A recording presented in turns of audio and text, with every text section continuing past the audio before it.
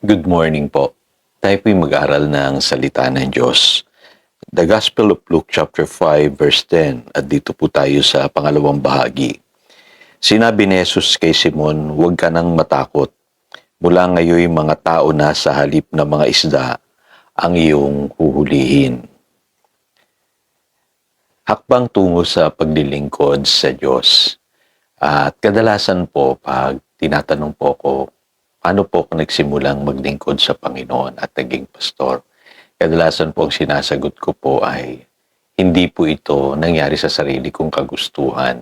Ito po ay naganap dahil ako po tinawag ng Panginoon sa isang pagkakataon na kung saan ay hindi ako makatakas. Ano po?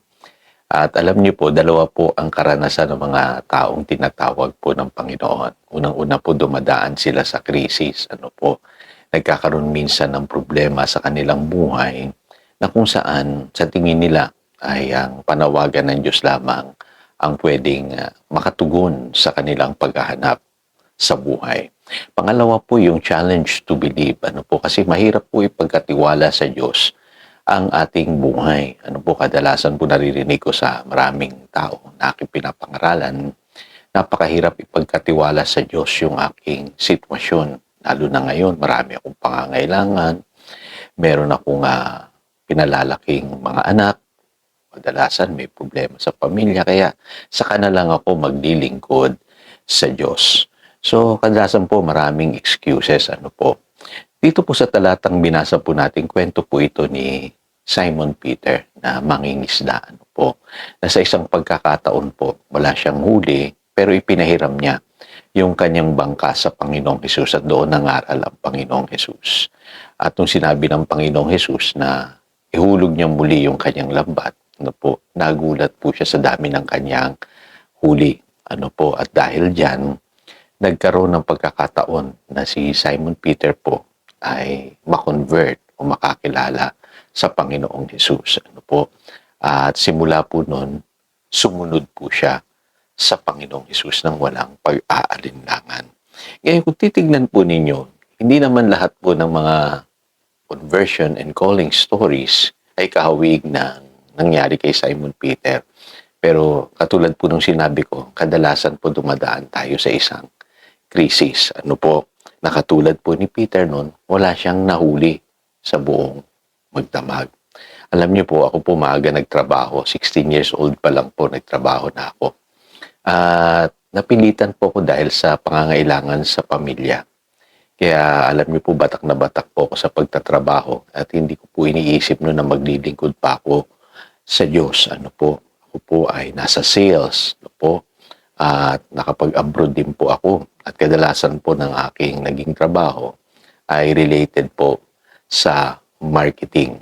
Kaya lang po isang araw po, meron pong inimbita kaming pastor na nangangaral po sa bahay. Ano po, tuwing darating po siya, mag-share po siya ng Word of God. Ako naman noon, palibasa, doon sa aking lumang buhay, umiiwas po ako. So, nagpapagabi po ako. Kadalasan po, bago ko umuwi sa bahay, ay magpapagabi po ako. Minsan iinom po ako para gabihin ako, para hindi ako maka-attend sa Bible study. Kaya lamang po nangyayari ay ganito. Ano po, pagdating ko po doon, ay hindi pa rin nagsisimula yung Bible study. Kasi hinihintay pala ako ng pastor. Sabi ng pastor, maggitara ka. Kasi ako lamang po marunong maggitara. Kaya nung na-born again po ako, yun po ang unang-unang aking ministeryo. Yung paggigitara po, yung pagtugtog sa praise and worship. Ano po, doon po ako nagsimula. Ano po, at hindi ko iniisip na itong magiging daan para ako po ay maglingkod sa Panginoon. So, sa madaling salita po, doon po nag-umpisa ang lahat. Tapos napunta po ako sa mga Bible studies. And eventually, ako po tumulong sa paglilingkod po sa church bilang isang associate pastor. Ano po, and then later on, nagpastor po ako ng isang community church. At later on, ay naging ako po'y mentor sa mga kumpanya. Ano po, nagdi-lead po ako ng mga company, Bible studies, ano po. At ang pinagsimulan lamang niyan ay yung pong aking paglilingkod doon po sa Bible study na kung saan ako po ay nagigitara. Pero alam niyo po, mangyayari talaga po ang kalooban ng Diyos sa buhay ng isang tao kung tayo po ay tutugon sa panawagan ng Panginoon. Ano po? Kaya si Pedro no, naalala ko po, no? Pwedeng umuwi na po siya na wala siyang huli. No po? Pero ipinahiram niya yung kanyang bangka sa Panginoong Hesus at doon nangaral ang Panginoong Hesus. At mapapansin niyo po, doon po sa pagkakataon na yon, alam ko, hindi naman after si Peter doon sa malaking huli na naganap, no po, yung tinatawag na miracle catch na naganap noong araw na yon, kundi alam ko po na higit sa lahat, sa kanyang buhay, inanyayahan niya si Jesus at ang salita ng Panginoong Hesus na kumilos sa kanyang buhay. Kasi nung sinabi ng Panginoong Hesus, ihulog mo muli ang iyong lambat, sabi niya. Dahil sa sinabi mo, Panginoon, ihuhulog ko.